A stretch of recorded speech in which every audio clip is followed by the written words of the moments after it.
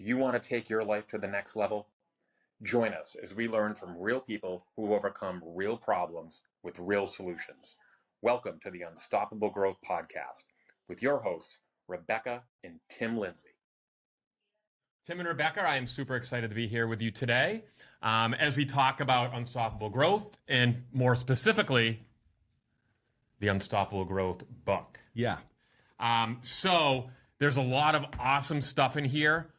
Really, what I would love to just ask you is, if I haven't gone through Unstoppable Growth yet, like, what do I need to do to become unstoppable? What do you need to do to become unstoppable?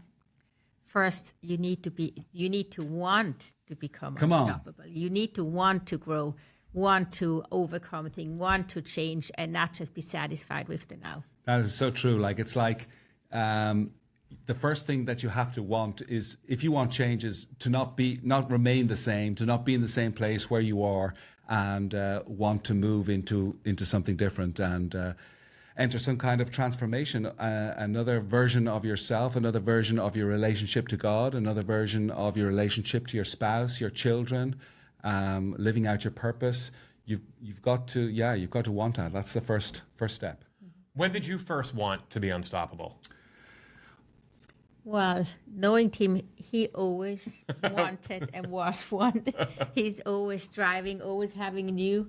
So I think it's more my challenge of, if the now is good, I can settle there. So he's definitely the one that challenges me to, is this enough? Do you want more? And now being married with him so long, I would say I definitely got it now that I say I definitely want to more. I'm glad I'm not back there. I'm glad I'm growing. It must be so hard to be married to me, but no, I totally get it. And we look at this in Unstoppable. So I have different challenges. I'm always, wanting more and wanting to grow and wanting to help other people grow. But my problem is that I'm in the future a lot of the time. See that on Unstoppable. We talk about the mountain of the past and the mountain of the future. And some people tend to remain in the past. They remain in maybe the hurt and frustration of the past. Maybe they've made a bad decision, had a disappointment, have a difficult relationship. And they just think about those relationships, think about those thoughts, think about those decisions, those people. And sometimes it's not even negative remembrance of the past. Sometimes it's a positive one. Oh my goodness, that girlfriend, that boyfriend, or that party or that group of friends, Or this job. Yeah, that job that I had. And it's like, oh my goodness, if I could only, let that happen again. And so they remain in the past and they're not in the present and they're not moving towards their future. And my challenge is definitely that I'm in the future and that I'm thinking about the next step. I don't know of a time that I can, it's really hard for me to be present. I go back home to Ireland. We'll have a school reunion. They'll talk about the things in the past, the things that we experienced together. I'll have no idea. I'll have forgotten the past, and my parents and my brothers remind me of that I forget that easily, and so I'm always in the future. So we all have our challenges to become unstoppable, because you can't live in the past, you can't live in the present, in the future. You have to make a decision to live in the present, and that's what we talk about at Unstoppable. That unstoppable growth is really the bridge from your past, mountain. Yes, to your future. That's what we're about. That's what the book is all about. That's what we work towards, we coach towards, is helping people, be present and bridge that gap so that they can become unstoppable in their future. So I think similar to you, Tim, I'm always thinking ahead. Yeah. And I understand there's a lot of challenges there. What are some of the things you did to be more present? Yeah. That's hard. Yeah, that it is really hard. For instance, even just reading my Bible in the morning. A simple thing as reading your Bible in the morning. You would think that you could become present and just read word for word and think about what you're reading. But I can do two things at the same time. I'm like reading, but I'm also thinking about, the next meeting, the next conversation or whatever. And so what's helped me is to read something together with Rebecca. And so we'll read together, and then she'll ask me, you know, what's God saying to you? And so to be able to answer that question, I have to become present, and I have to think about the present. Or what's also helped me become present are also, you know, other leaders in my life, at my workplace, in my job, at church, where we're in a meeting and I'm held accountable to them. And, you know, what happens to me a lot of the time is I'll ask, how are you? And then somebody will start sharing how they really are, and I start thinking about something else. And I can see it, and that's something that I have. I have a side to me that's, you know, emphatic or Empathetic. empathetic. There you go. And it's empathetic, so I'll see it in somebody's eyes that, oh, they realize I'm not listening to them. And then I'll have to make a decision in that moment to let go of another thought and to really focus on that conversation. But that's some of the ways that I've been trying to be present. And how about you, Rebecca, in terms of like before Unstoppable or kind of starting to think this way, were you somebody who lived in the past or somebody like Tim who was always thinking about what's next? I think I'm more the present person. I'm not so much, I can't really remember that much from the past too, but it's not for me towards the comparison. Very often we live in the past and we compare, like, oh, that was so bad, oh, that was so good. And that's why we want to go away from or back to it. And it's not so much that, but it's more what is needed right now and why are maybe things the way they are right now. And then being married to Tim, that comes so much with the future. Very often I start thinking for where we are now, what are next steps that we get to what is coming afterwards. And so my challenge is I'm not really thinking so much about the future because I almost think he's coming with it anyway. So what is it for me? And so I even realize when I read the Bible, it's very much what is he saying to me right now, which is a good thing. And then I realize very often while I pray, it changes towards what's the future. What is he maybe leading me into, or what is it something I'm growing towards to? And for me, it's learning to be more and more open, not just to depend on him, what's the future, that like he just comes with that, but it's what's the bridge for me right now from where God is leading me to. I think some of the things that really I fight with, I struggle with because I'm so future orientated is my impatience. So I'm impatient. I'm impatient with myself. I'm impatient with Rebecca, the family, with everybody.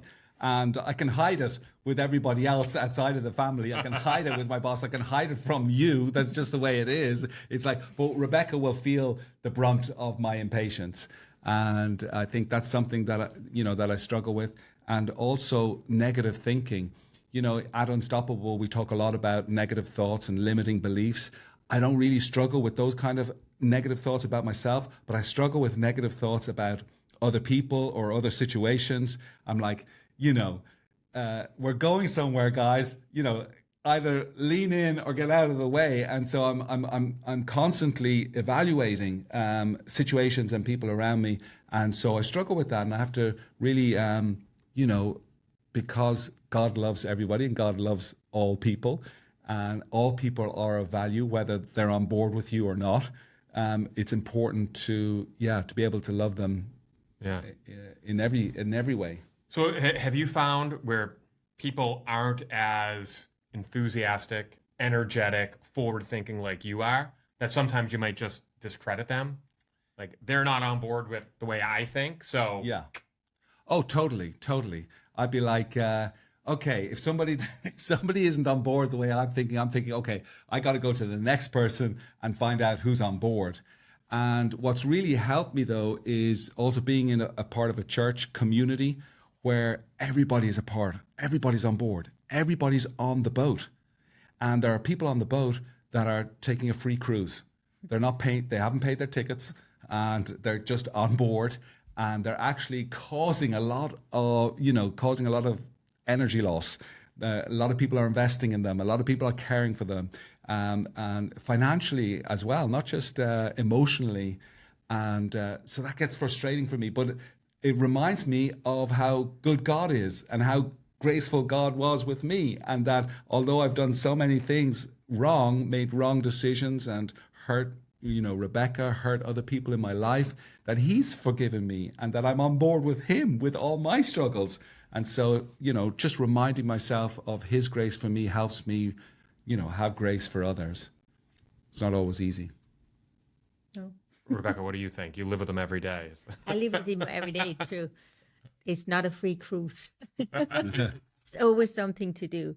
But for me, it is more, I struggle more with feeling, am I enough? Because I am in the present. I evaluate everything through the outcome. Like when I say something, was it right or wrong? And especially when he gets impatient, then it's not good enough, because he already, very often when we talk is, I always say, like, you're so far ahead and you just wait for me to catch up kind of, and I need him to slow down a bit so I can catch up. So when I'm not there yet, I feel I haven't done this good enough, or that wasn't the right thing to do. So I get very hard on myself instead of, hey, that's maybe a problem he's facing, not being impatient, or not comparing, but evaluating. It's more having the identity in Jesus. Like, he loves me, he made me, he didn't make any mistakes.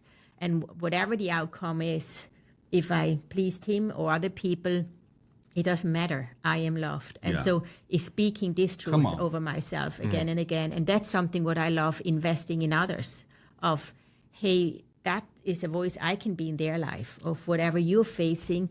We believe in an unstoppable God that made you, and he's not making any mistakes. And that's why we can face the past, we can face the tomorrow, and we can be in the present by taking, figuring out, what do I need as a next step so I can embrace the healing and the freedom and whatever he has promised me. Awesome. So you talked about the two mountains. Yeah. The mountains of the past, the mountain of the future, and unstoppable being the gate between. Yeah. What are some of the other mountains that you've seen people experience, or some of the common mountains people have in their past that they need to overcome? Yeah, we talk about, and we'll dig into this a little bit more in a future podcast, but we talk about owning your story.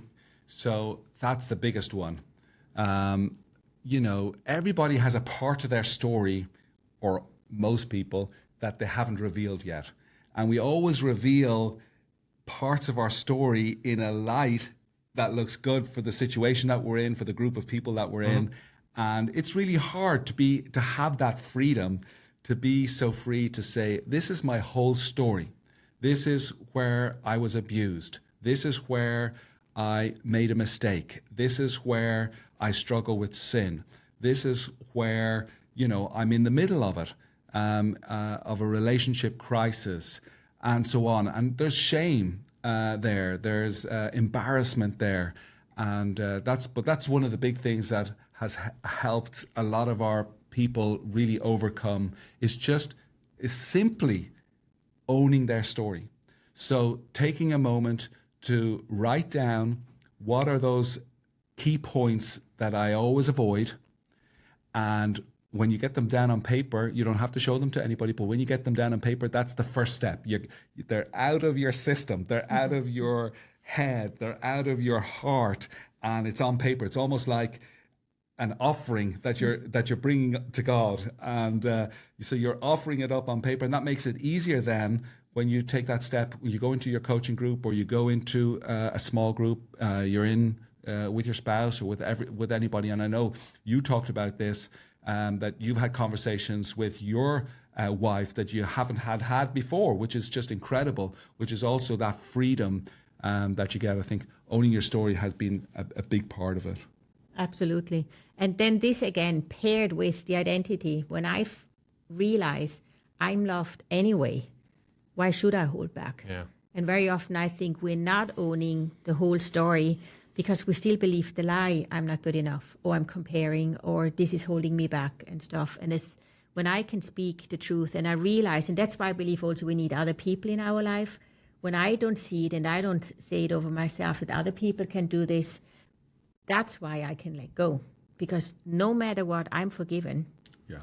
When Jesus paid the price for me. And when I accepted him into my life, I get to download with him again and again. And this is freedom. And that's why I can talk. Yeah. Maybe some people will not be able to handle some stories or things I had. But Jesus can. Yeah. And that's why I can talk about it. And maybe it's not this person, then maybe I have to take further steps with somebody else. But it's not because sometimes of responses of people, please don't hold back, but knowing who I am in God and that I am loved anyway, just let it out. Yeah, and it's not only sort of like owning your story, but also just normal things like procrastination. Not everybody deals with. I deal with procrastination a lot, or distractions that we have, social media, online browsing. Opportunities, I would say too. Opportunities is a big one. Yeah. Like, we live in the land of opportunities. Yeah. Since I find it so hard to say no to a good opportunity. And like in Switzerland, there was tons of opportunity, but here it's like times 10 around every corner. And so you have to be able to say no to some opportunity as well, so that you can really give your best yes to what's in front of you. How do you, there is a ton of opportunity, even just at church, right? Yeah. And how do you, I guess, go to God with those opportunities and give it to him and then be able to decide based on what God wants for you? Yeah. Just with the question, what is God saying to me? It's good. Then I can filter out motivation. Is it because all the people around me doing 5 small groups and 2 hikes and I don't know what else, and I should be doing 2, and I compare to them, and compared to them I'm not doing enough, and that's why I want to do it? Or what is he saying to me? And if I feel that's what he's saying to me, it's not the thing, I can freely say no. And I always say no is a sentence. That's the other thing. Very often we think as a Christian, if I say no to something, I have to give an explanation why I say no. But if I feel God is saying something to me, just go for that, but not so much what's my motivation, pleasing people. Yeah, I think that's great. I think that's exactly like, we have 2 questions at Seacoast Church, and every Sunday it's, what is God saying to you? What are you going to do about it? And it's the core 2 sentences of our 90-day process. That people, the first question is that people would build up a relation. It helps people build up that relationship. If you've never heard God before, well, that's a great question. What's God saying to you? Okay, so how do I hear God? And I'm reading my Bible, I'm praying, I'm discussing with other people, I'm asking a coach, I'm asking my parents, I'm asking people, what do you think this is God speaking to me? So I'm learning. We're all learning to hear God. And that's probably one of the most important aspects to it. And then the second aspect is, okay, now that you've heard God, or let's say you think you've heard God, which is sometimes good enough. Yeah. Don't wait for, this is God. Mm-hmm. This is what I think God is saying. Okay, that right there is enough for an action step. What am I going to do about it? And those are some of the most important things about crossing that bridge.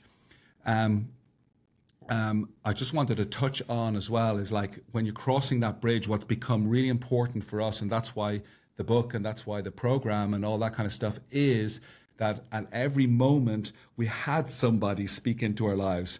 We had a marriage coach or a pastor or a mentor or a trainer, a sports coach, or just somebody who was there, who was able to help us go into our next step and really hone in on what we felt God was saying to us.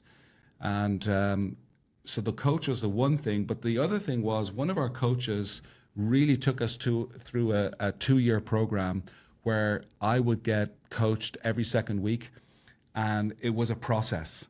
So it was a very intentional process that started with where I was, and then after 2 years, I would be in a different situation, full of purpose, know what my calling is, and be actually walking in it. Not just know it, but walking in it. And that's something that we were just so excited about and so excited to experience. And that's why we thought, okay, what kind of a structure could we give other people to help them experience the same? Maybe not 2 years. So 90 days was sort of like what we landed on. Yeah, 2 years that's a lot of coaching. It's a lot of coaching. You've mentioned coaching a bunch. And it sounds like, and we talked about this a couple podcasts ago, Rebecca, your passion for coaching. But Tim, it sounds like you are where you are today because of those mentors and because of those coaches. Yeah, totally. Yeah.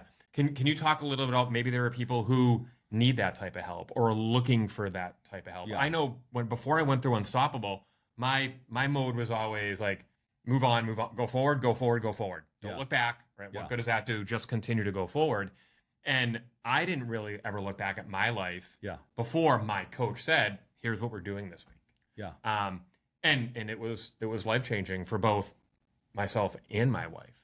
But if there are people listening who haven't gone through Unstoppable, and we just started the semester of Unstoppable, where can they go to get a good coach, or any recommendations there for that type of mentorship and coaching? Yeah, well, I mean, on the one side, of course, they can go to unstoppablegrowth.org, and the next, whenever you're listening to this, you'll see when the next 90 days is coming. We start in February, we start in September. It's a great program. You get a coach, you go through a 90-day process. It's absolutely awesome. But then there's people that might not want to go through the program, might not, be able to get a coach. And here's what I think about that, or what I say to that, or what happened to me about that is, I look for somebody who's not a mile ahead or 1,000 miles ahead, just a step ahead. Somebody who I want to imitate. So if there's somebody out, I say, oh my goodness, that guy's prayer life, the way he prays, that's awesome. I want to learn how to pray like that. Oh, that business, look at how that guy is selling. My goodness, unbelievable. I want to learn from that. It might be relationship. That guy has an amazing marriage. How did he get to that, relationship? How did he create that family? I want to learn from that. So I'm looking for people who in areas that I want to grow in, and then I'll approach them.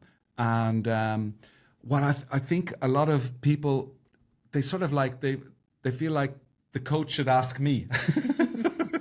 This guy should ask me if it's okay to coach me. No. I've never heard of anyone just walk up to somebody and say, hey, can I coach you? Yeah. No. So a lot of people are embarrassed to ask for a coaching session or to help. But it's like, don't worry if you're going to get rejected. Don't worry. I've been rejected. I've asked people to coach me and they've said no. And that's okay.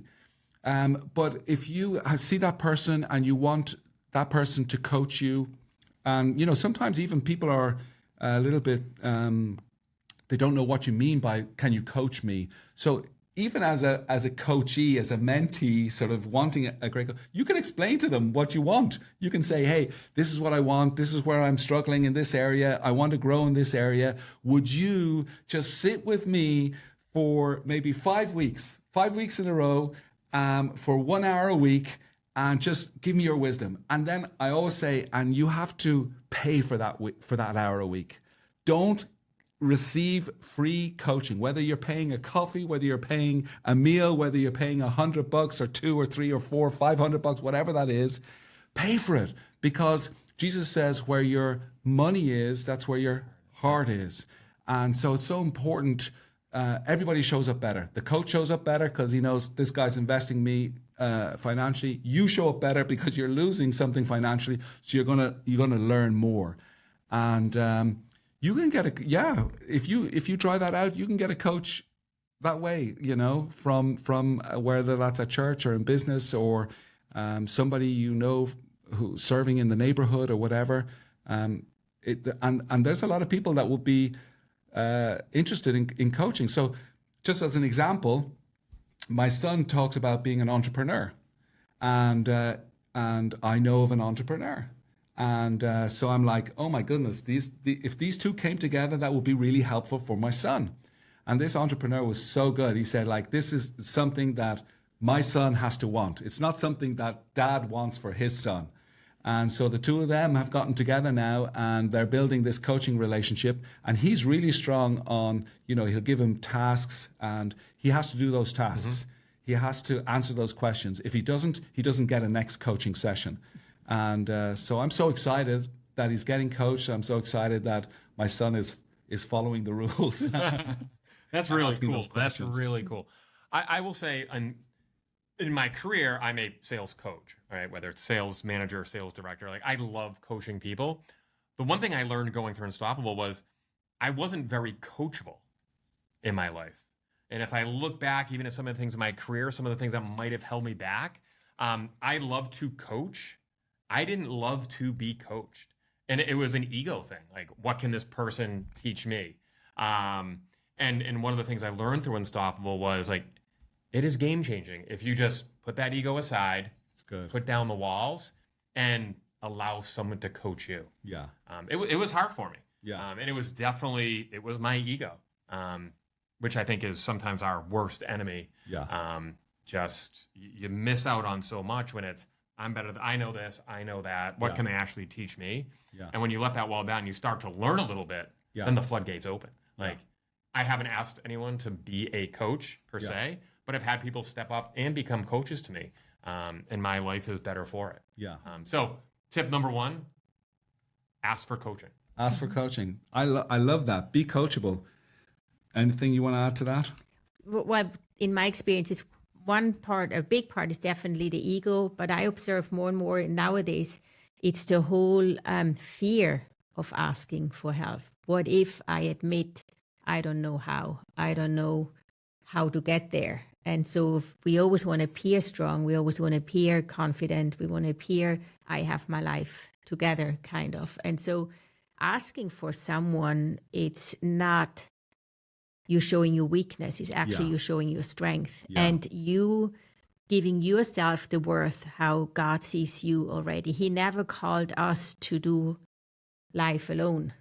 And we very often take this as that's why we get married. But I believe in relationships, in community, we can find healing, especially when we talk about what we're challenging, what we're facing that is challenging. And when we ask for, like, how do you do it? Like, it's maybe easier if someone is cooking, how did you bake this bread? Or how do you make your coffee? Or how do you like your coffee? But when it comes to yourself, how do I get better in that? It's harder and harder to get there with people because it's so hard for them to admit I actually need help for something. And it's something totally human, right? It's human. It's human not to be vulnerable. It's human not to, admit that I need help and all that kind of stuff. But just like you said, if you can get over that, if you can get over yourself, bro, you're on a train ride to success and transformation in your life. And the other thing to know is nobody is perfect. Yeah. Whether that's in the church or outside of the church. Yeah. Nobody is perfect. Yeah. And no one expects you to be perfect. Yeah. Yes. And it sounds like it's just a matter of like, once you've accepted that I'm not perfect and I want to become unstoppable. Yeah. Get a coach. Yeah. And then what are some of the other steps, going back to that mountain, what are some of the other steps that people should take as they're going along that journey? Well, like we said, join one of the courses, but it's also even if you're part of a church, are you part of a small group? Become or start serving somewhere. As soon as we always think, but it's a giving, but it's actually a getting. And so as soon as we step into something, we become part of a community. That's my recommendation. Become part of a group where you get challenged and where you can challenge others too, because God will use you by asking questions for other people that will help them to grow and change and become more unstoppable. So that's my... Yeah, that's awesome. I think one of the reasons why Unstoppable has become so successful is that there's not a lot of people challenging other people. So what we talk about at Unstoppable is challenge and support, right? We want, on the one side, we want to be able to challenge each other and to grow each other, but we also want to come around each other and support each other.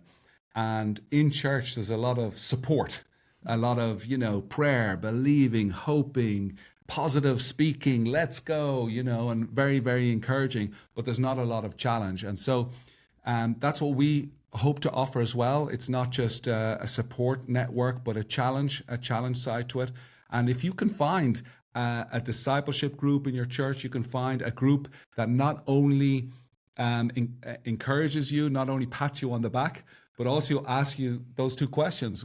It's so simple. It's so easy. If you can sit there and answer those two questions and allow somebody to speak into your life and maybe continue with a third and a fourth question to dig a little bit deeper, you can grow. And I love that. I love what you said. I think that's so true. It's been our experience. We've been in church since we got married. We planted our first church before we were married. We were in the same church planting team. And it's been just absolutely awesome to see how much is already in the church. If the church takes the mission that they've been given seriously, they can change the world. I read an article this morning. You were talking about challenging, right, and feedback. Yeah. I read an article today that it's called Feed Forward, that giving feedback upsets people. Yes. They're overly sensitive. They don't like it. They get upset. So now they're talking about feed forward. And I couldn't disagree with that more. Whether it's sales reps I've worked with or other folks I've worked with that I'm coaching, like that feedback is so important, and being challenged is so important. Yeah. What are some of the things that you think prevent people from like accepting that type of challenge or being able to take that type of feedback? Well, quite honestly, I don't think it's that way around. I think a lot of people, if they were challenged, they'd actually like it. They want to be challenged. So you think the problem is not enough people are challenging? Exactly. Yes. Exactly. And I think it goes along with what you said before. So quickly we somewhere else. So very often you maybe get a feedback, but then people doubt and say, have you really seen me? Do you really know what you're talking about? Is it not just? And so it starts there. So if I'm a boss, if I'm leading a group in the church, if I'm even at home, do I really see what my child is doing? Am I really seeing what my husband is doing in that moment? And I can give an honest, authentic feedback to that person. If you do that, they believe you and take it much more from you. But if it's more a general thing, then what is it for? Is it just a conversation? And I don't even have to accept it. And so it's the being in the present, being with the people, seeing what they're doing. Giving specific. And giving specific feedback. This actually, I think then it's, I take it from you, so give me everything. So how, sometimes even the question comes out of it, then so how do you think I can grow? How do you think then they take it, but otherwise. I can't tell you how many conversations I've been in with other people that are leading me, and I'm hungry for feedback. I'm there and say, let me know, sock it to me, come on. And how hard it is for them to, confront and give that kind of feedback. And I understand that totally, because I feel the same. I'm like, when, in my team at the moment, I have like one of my best friends, which is John Gilmer, and sitting together with him and confronting him and giving him feedback or whatever, that's like, It's hard, yeah. it's difficult. It's difficult. But it's important. And I know he wants it because he wants to grow. And if I don't give him that feedback, I'm taking a growth opportunity away from him. And in that moment, giving that kind of feedback is really difficult, but that's what they want. And a couple of weeks, couple of months, a couple of years down the road, they're so thankful for that feedback that you give them. Yeah, that's great. And if it's not just so good. Yeah. So good. Okay, well, was so good. Not just, that was We're so always good. just hearing Tim say so good, so good. But what you're saying is a lot of time when you're giving feedback, you go deeper than just that. Yes. It's so good because of this. I will like, that's for the crowd. So good. Oh, this is so good. But no, yeah, when you're in a one-on-one conversation, I crave that kind of feedback. I crave that kind of specific feedback. Of course, I want to be encouraged, but I want to be able to see what I can do better. Whether, in all areas of my life, marriage, my character, like how I can become a better follower of Christ, but also my competencies, my communication, my writing, everything. I just yesterday was, watching a video with a coach who was coaching authors, and he was giving them feedback. And I was just amazing because I saw immediately 3 things that I can do better in our next book, So yeah, there you go. But to me, it's also combined. That's why it's so important to be part of a community, because even getting feedback has to do with trust. Yeah. And we're so used to doing everything alone, and we lack of trusting people. It starts probably lack trusting God, and the next is lack trusting people. And so if I don't know if I really can trust you, can I also trust your feedback? Yeah. And that's why the trust is, if I see you around, if I see you observing me, I see you maybe serving with me, working with me, and then you give me feedback. It just helps building trust, and then help taking the feedback and taking the coaching questions that I might be asked. And so that's why it's also good to start serving somewhere. Then you'll start learning, trusting people. They become part of a group, and then you start building relationships, which helps you growing all those areas. And the great thing is you will grow even if you have a bad coach. Yes. You will grow even if you have a bad mentor. You will grow even if they give you the wrong advice. And this is something that I learned years ago where I had a difficult mentor. If I can come under his authority, come under his coaching, and just start putting some things into practice that he's, advising me to do or asking the questions or whatever. And, I find out later I might be of a different opinion and I might do it differently. But I've become, as you said, more coachable, and that's a skill. Yeah. So that when the right coach comes along or when the right advice comes along, I'm okay. I can bend myself to that coaching. Yeah. And you're talking more, sometimes you get a coach, like if you're working, you get a coach provided by your company. It's not like, I wouldn't recommend, if you choose a coach, I wouldn't recommend someone you don't like. Yeah. Then it's harder. But sometimes we don't have the choice. Yeah. But that's when I learned how coachable am I really. And being coachable doesn't mean I have to give up my opinion. Maybe not placing it every time, but I'm not giving up my identity. I'm not giving up my calling. Yeah. But in that moment, if this is my boss, if this is my manager, and he asks that, I can work on my posture of I'm serving this company. So that's a difference for me of there are different coaches, but if I can choose one, I would recommend don't take the very challenging one in the beginning. Ease into that a little Yes. bit. Into that a little bit. Yeah. One of my challenges was because all of my mentors or coaches or bosses, it was all work related. Yeah. I always thought they want me to be better, so they're better, right? Yes. Make them more money, Yes. make them look better. Yeah.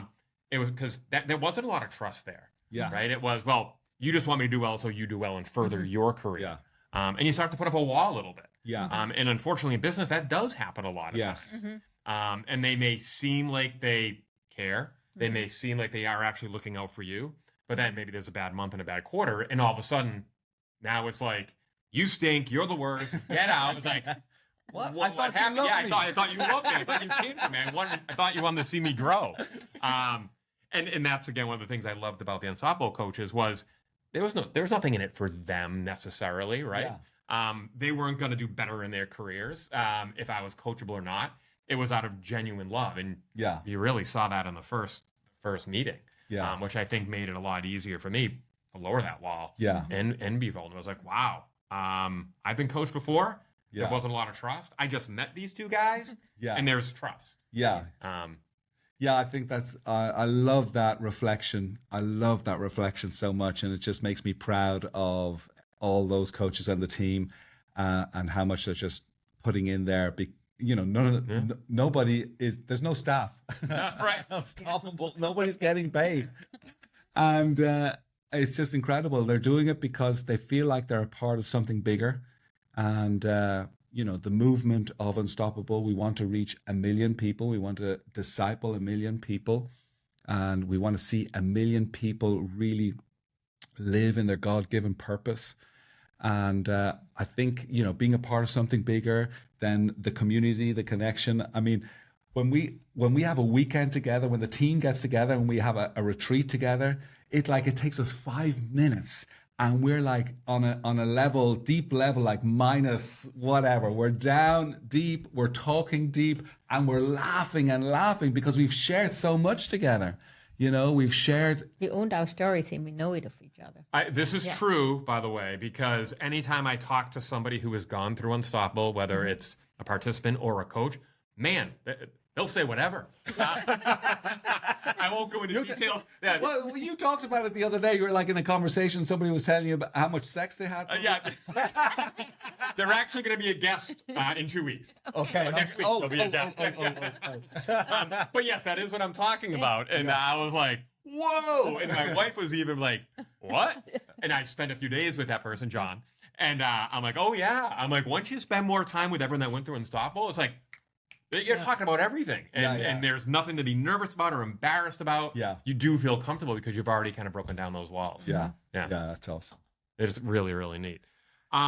Anything else you want to talk about when it comes to that first mountain? Comes to that first mountain about the past. Yeah. No, I think that's good. I think we've talked about, about, I think what one good reflection that you had there was, you said, we talked about remaining in the past and you talked about reflecting on the past.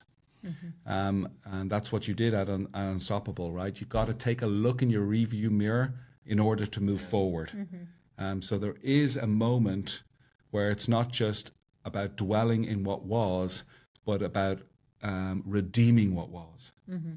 And that's what I love about it. I love it when people can talk about what was in a victorious way, not defeated by the past. But it's hard. I will say to people who go, it can be hard when you really dig and really start to go back. There are things in my past that popped up, and I was like, oh, it was that shame. Yeah. Right. It was, and you're able to get over that quickly. Yeah.